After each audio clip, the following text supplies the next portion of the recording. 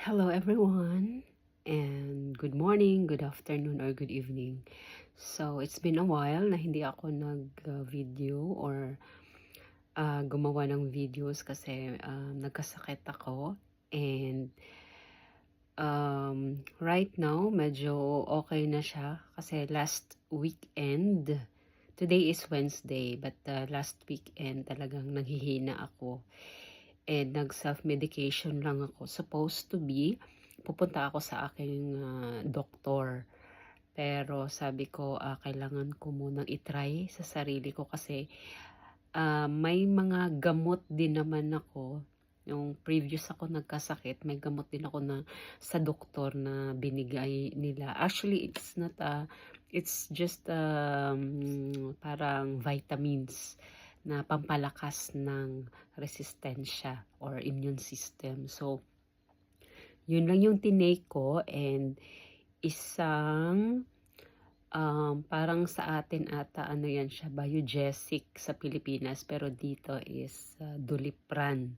So nag-take lang ako ng isa and then okay na. Ayoko kasi mag-take ng maraming gamot kasi alam mo na yung effect ng gamot sa katawan natin. So kung hanggat kaya mo gamutin yung sarili mo, try mo muna. Pag yung ayaw niya talagang makinig, so doon na tayo pupunta sa doktor. Pero so far sa akin, medyo meron pa rin, pero hindi na katulad ng weekend. Ngayon, medyo kaya ko na. And pag sinisipon naman ako, yung doktor, meron naman silang binigay na ito. So, halimbawa, clog nose or black nose ka, gaganunin mo lang siya. Parang tig-iisang so, magiging okay ka na. Hindi naman magiging okay, pero at least medyo makakahinga-hinga ka na. So, ginagamit ko siya. Dating doktor ko, ang advice niya is 3 times a day. So, morning, afternoon, and evening. Pero ako minsan nafa 5 times ko siya kasi talagang last weekend, super, wala na, hindi na ako makahinga. Sa bibig na lang ako humihinga. Ayan, so meron na nga dito. So, ginagamit ko muna siya. Gamutin ko muna sarili ko kasi ganun din naman ang ibibigay ng doktor. Nakailan na kasi ako nito, yung ubo-sipon.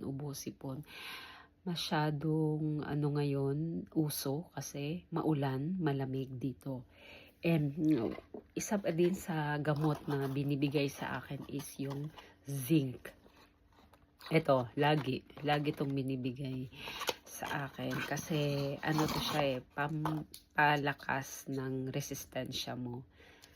Zinc. So, zinc pala talaga. Pag mahina yung immune system natin, kailangan natin ng zinc.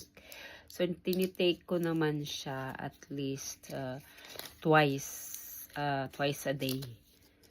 Ayan. So, ngayon, I feel relief na. Meron pa rin kasi hindi naman yan siya automatic mawawala. Pero at least, medyo nakikita ko na yung development niya. So, at ayan na nga. Oh, yan lang. And then, every morning and afternoon or evening, minsan tinitake ko yung gamot ko na yung warm water with lemon and honey. So, ganun siya pa, ulit-ulit lang yan siya. And minsan naman, medyo talaga yung lalamunan ko. Ang isa din sa mga nag-advise sa akin is to take the olive oil. So, yung olive oil din pala is very good din sa lalamunan natin. So, yung olive oil, kasi medyo ayoko nung lasa niya, nilalagyan ko na lang siya ng honey, or pwede mo ring i-mix with lemon. So, it's up to you.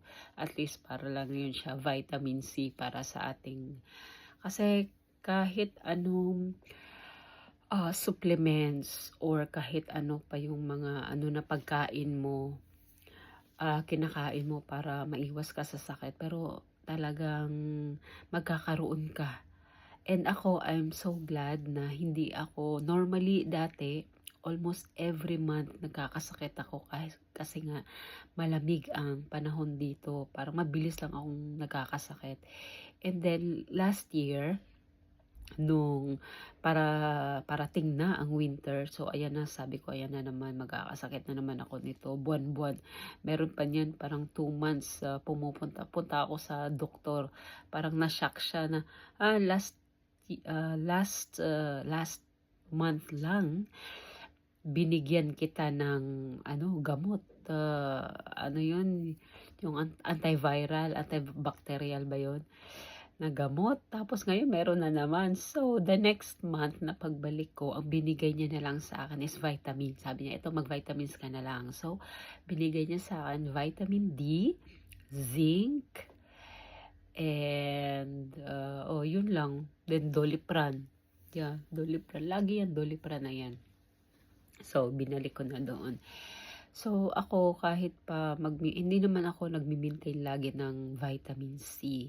And sa pagkain din, hindi naman masyado. Pero, dahil isa akong nuno or isa akong yaya dito, so may mga alaga akong baby, may mga alaga akong 3 years old, 6 years old, ganyan.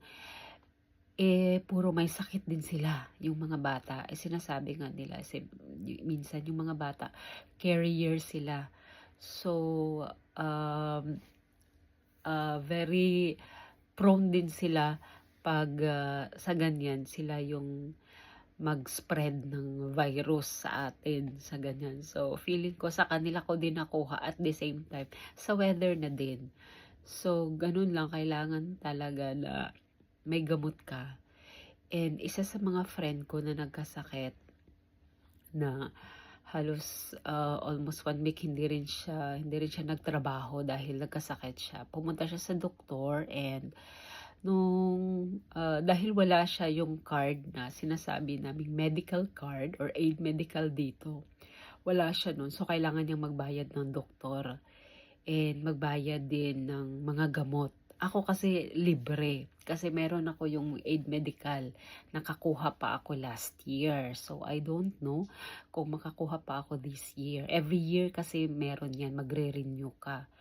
So, ako libre sa gamot. Libre din ako sa doktor. Pero yung sa kanya, na nagpa-check up siya ng generalist niya, kukumputin ko lang kasi hindi ko alam kung magkano siya. So, nagbayad siya sa doktor niya ng around 2,700. Consultation lang yan. And then, bumili pa siya ng gamot. So, parang sabi niya, almost 6,000 pesos ang nabayaran niya sa gamot. So, mahal magkasakit talaga. And ako, I'm so lucky na meron ako yung aid medical na approve ng government. And ginagamit ko siya and marami siyang benefits talaga para sa akin. Kahit wala akong papel, maraming binibigay na benepisyo ang government kapag mabigyan ka ng aid medical. So, ayun na nga. Ngayon, actually, nagpa-book na naman ako sa akin doktor by Friday. Ngayon is Wednesday. So, sa Friday, meron akong booking sa kanila around 1 o'clock. After ng work ko sa morning, didiretso ako sa doktor ko. And advantage siya kasi wala akong babayaran na consultation. And pupunta man ako sa pharmacy, wala din akong babayaran. So, thank you, France. Thank you sa Republic of France dahil sa mga advantages na kagaya ko na walang papel, kagaya ko na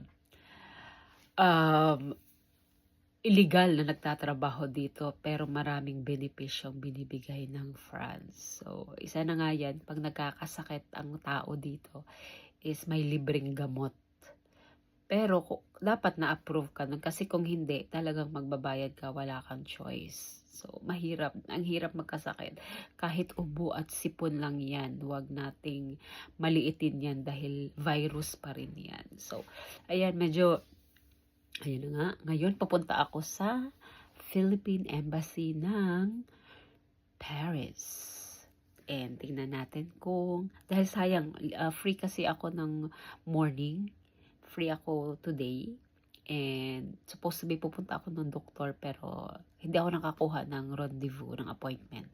So pupunta na lang ako sa Philippine Embassy para sa aking pag-ibig MP2 dahil matured na siya and kailangan na siyang makuha.